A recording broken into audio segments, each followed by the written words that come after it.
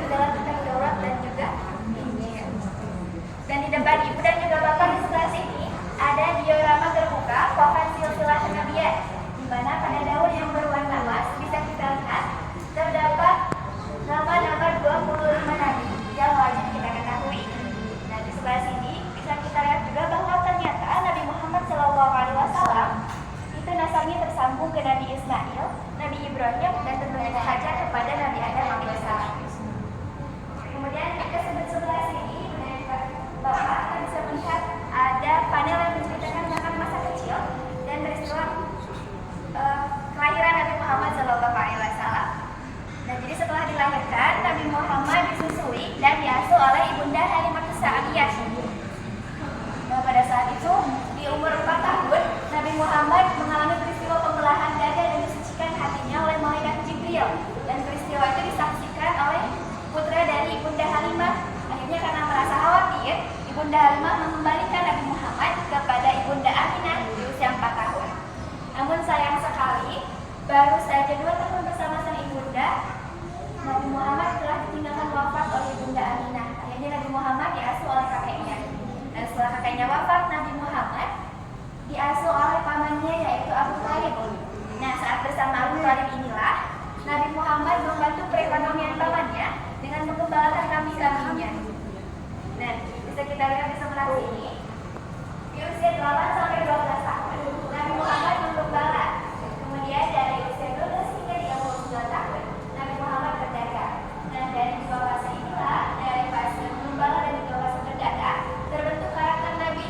Nabi Muhammad menjadi pedagang yang sangat jujur dan amanah hingga diberi gelar Al-Amin.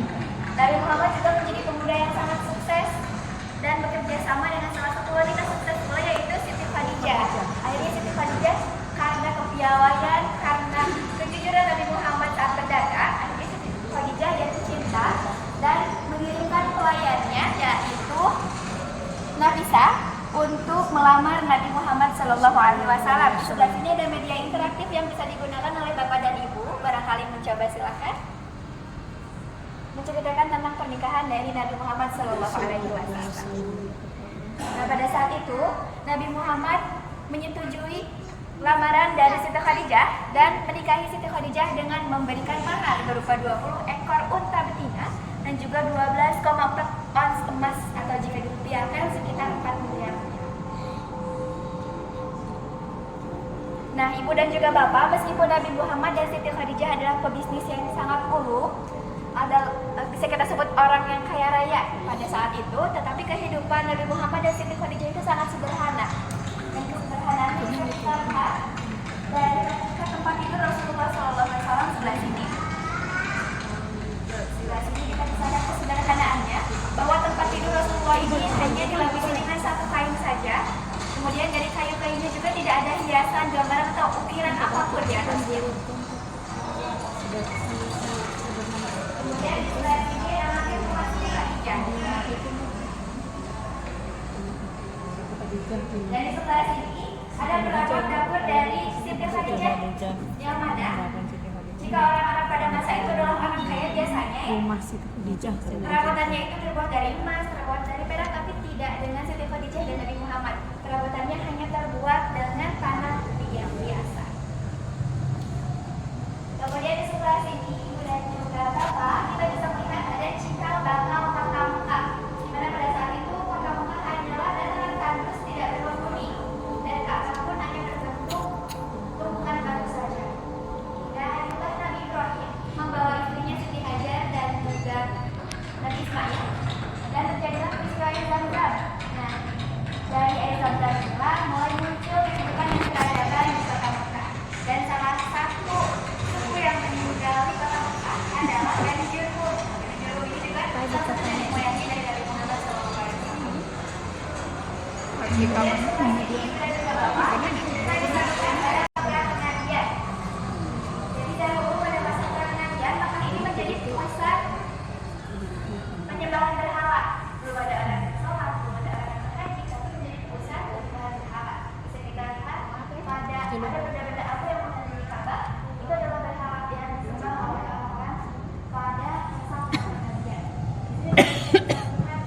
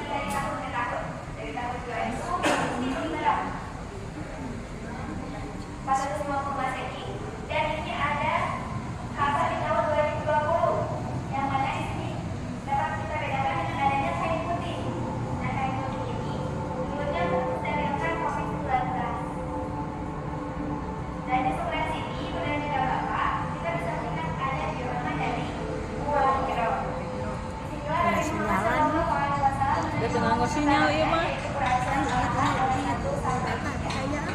Oh. Ya video mah teu nganggo sinyal.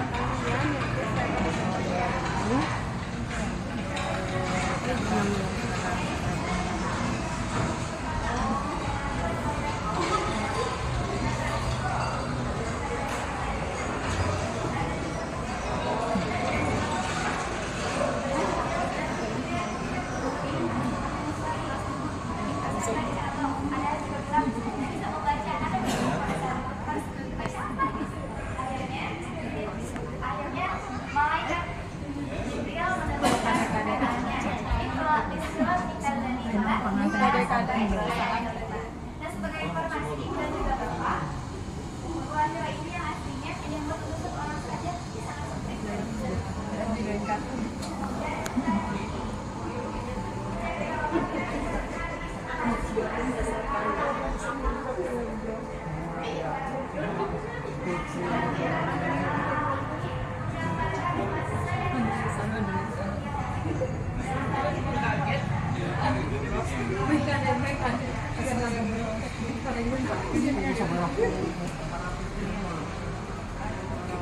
Nah, kemudian juga Bapak, dengan turunnya wahyu pertama ini, Rasulullah resmi diangkat menjadi seorang Rasul Muslim. Dan di sini kita masuk ke fase yang kedua, yaitu fase Mekah. Jadi setelah turunnya wahyu, Nabi Muhammad diperintahkan untuk berdakwah. Dan di 3 tahun pertama, Nabi Muhammad berdakwah secara sembunyi-sembunyi. Boleh kita masuk dulu ke sebelah sini.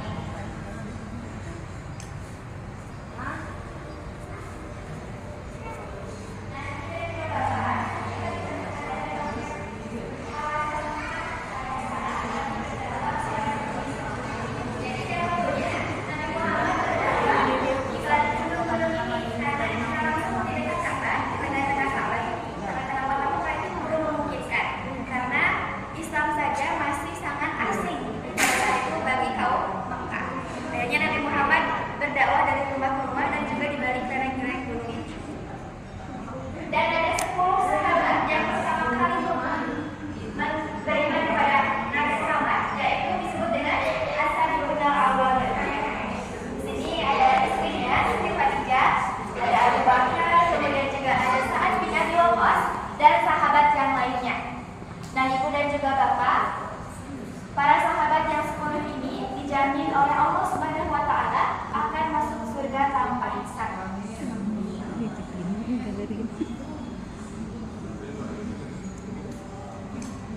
Boleh kita langsung ke sebelah sini, Ibu dan juga Bapak.